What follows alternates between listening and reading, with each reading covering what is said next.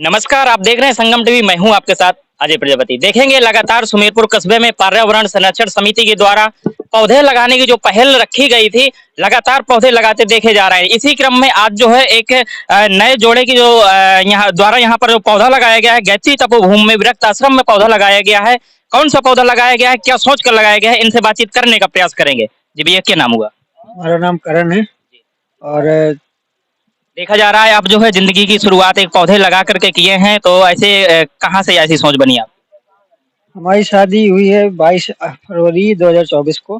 तो हम सोचे कि कुछ ऐसा किया जाए जिससे समाज को अच्छा संदेश जाए। तो उसके उपलक्ष्य में हमने सोचा कि चलिए पेड़ लगाते हैं। हमारे पिताजी श्री राम शरण वर्मा जी इसी पर्यावरण टीम से जुड़े हुए हैं। तो हमने सोचा पेड़ लगा के एक नए जीवन का शुभारंभ किया जाए।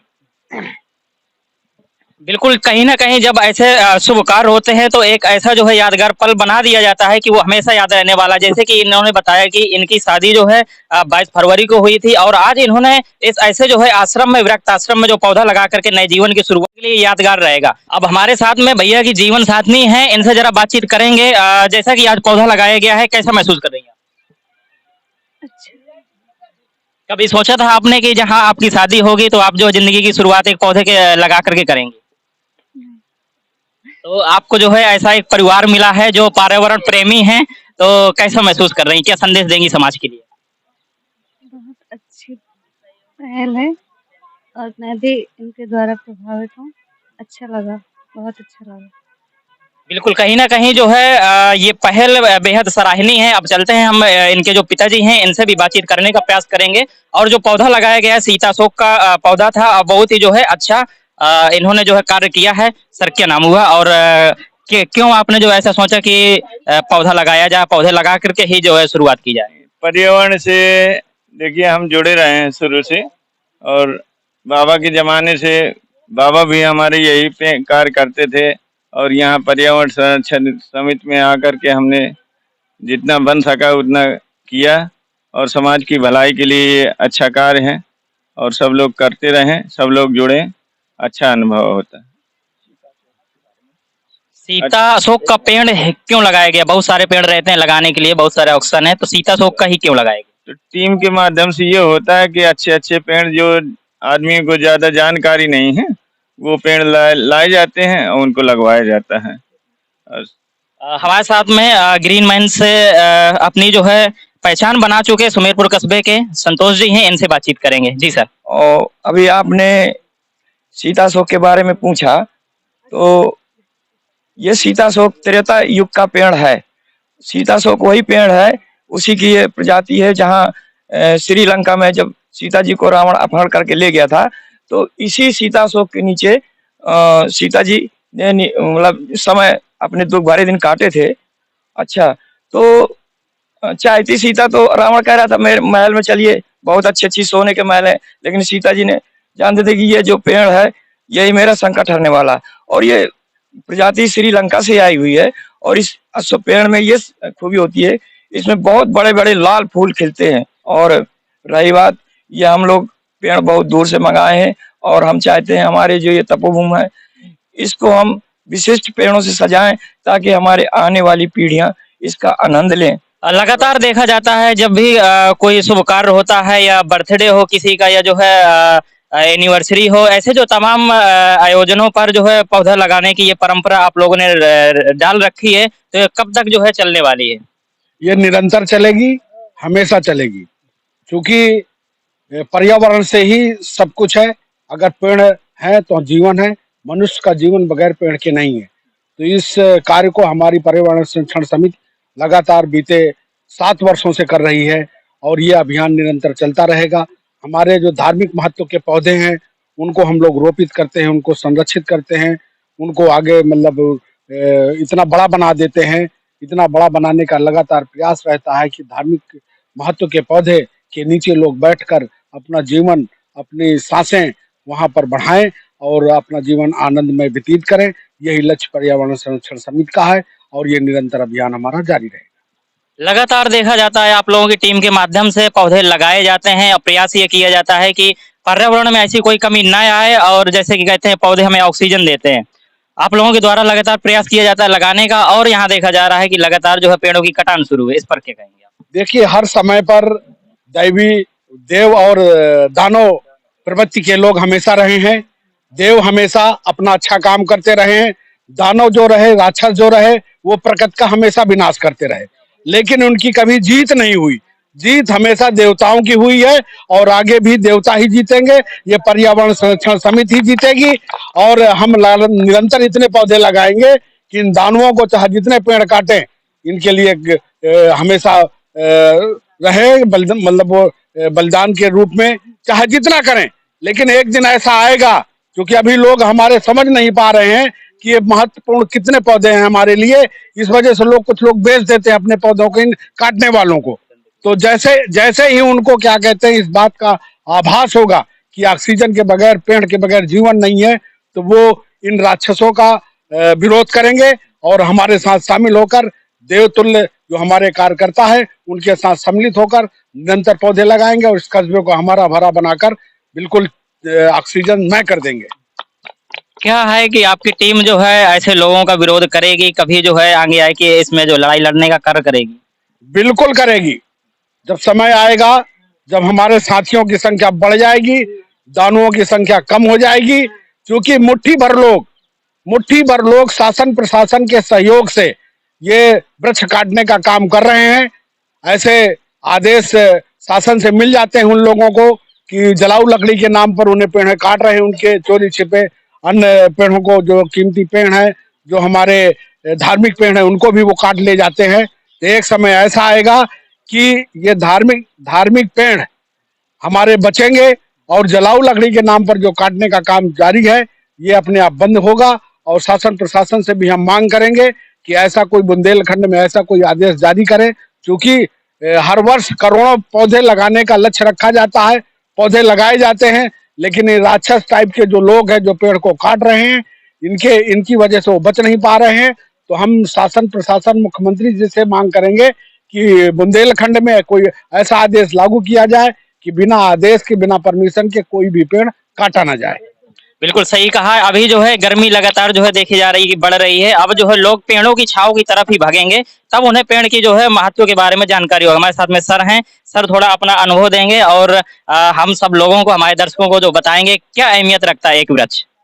एक वृक्ष से हमको देखिए सिर्फ ऑक्सीजन ही नहीं, जब से पौधा शुरू होता है उससे हमको अनेक प्रकार की ऑक्सीजन के साथ छाया मिलती है, फल फूल मिलते हैं। यानी हमारे लिए पौधे ही जीवन है और पौधों को बचाना अत्यंत ही महत्वपूर्ण है। हमारी सरकारें भी अनेक प्रकार की योजनाएं बना रही हैं पौधों के लिए। हम लोग भी जैसे जिस विभाग से जुड़े हैं, हम लोगों को भी आदेश आता है कि वृक्ष लगाए जाएं। तो वृक्ष तो लगाए जाते हैं, लेकिन इसके बाद उनकी व्यवस्था, बचाव के लिए, उनके मतलब कटान के लिए, इन सब चीजों के लिए कोई ऐसा मतलब सरकार द्वारा योजना नहीं चलाई जाती है जिससे जो वृक्ष लगाया जाए उसकी मतलब अंतिम तक परवरिश हो सके अच्छे से। अगर अच्छे से परवरिश हो सकती है तो फिर वो वृक्षों की संख्या इतनी ज्यादा हो जाएगी कि हमारा पूरा प्रदेश, पूरा देश ग्रीन ही दिखेगा। बिल्कुल, मैं भी कहना चाहूंगा अपने सभी दर्शकों को कि जिस तरीके से अपने परिवार के लोगों का जो है ख्याल रखा जाता है, देखरेख की जाती है, उसी प्रकार से इन पौधों की भी देखरेख करें, तभी जो है हमारा ये देश, हमारा प्रदेश जो हरा भरा दिख पाएगा और हम लोग जो है सुरक्षित और संरक्षित रह पाएंगे।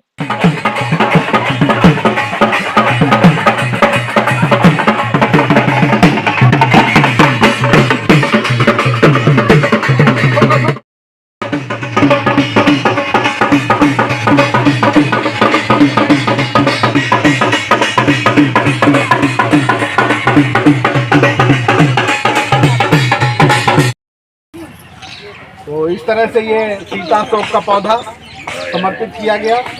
अब 9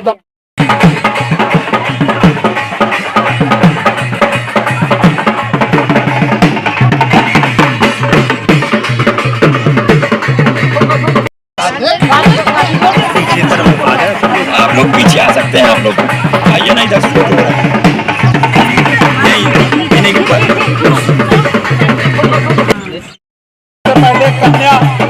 सबसे पहले कन्या वर को वर्ण करेगी।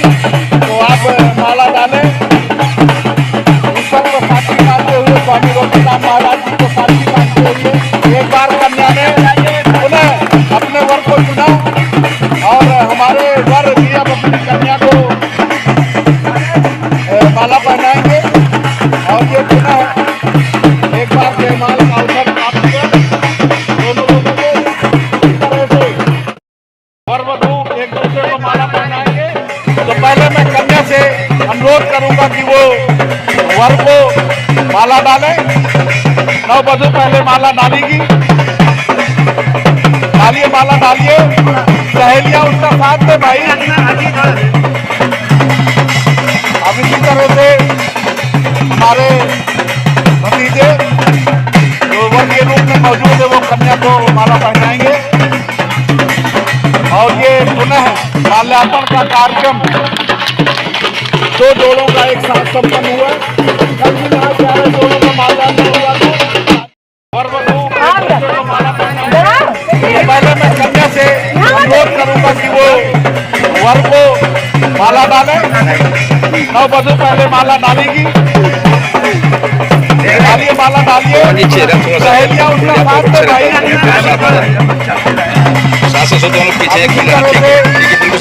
हमारे भतीजे जो वर के रूप में मौजूद है वो कन्या को माला पहनाएंगे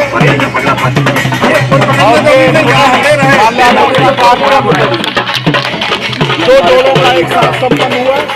कल भी यहाँ 11 जोड़ों का माल्यार्पण हुआ था। भी लगना है तो किसी अन्य दिन लगाना है। समय के अभाव की वजह से 3 पेड़ आ गए हैं, वो लगवाते रहेंगे इसी बाद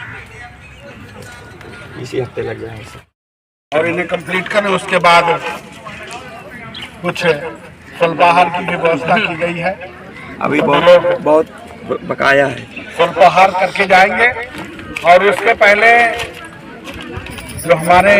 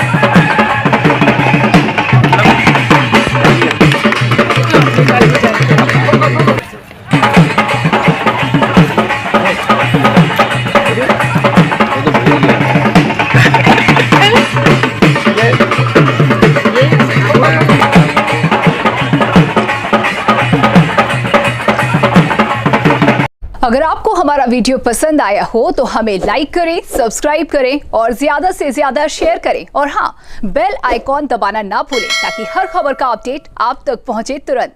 आप हमें इंस्टा, ट्विटर और फेसबुक पर भी फॉलो कर सकते हैं।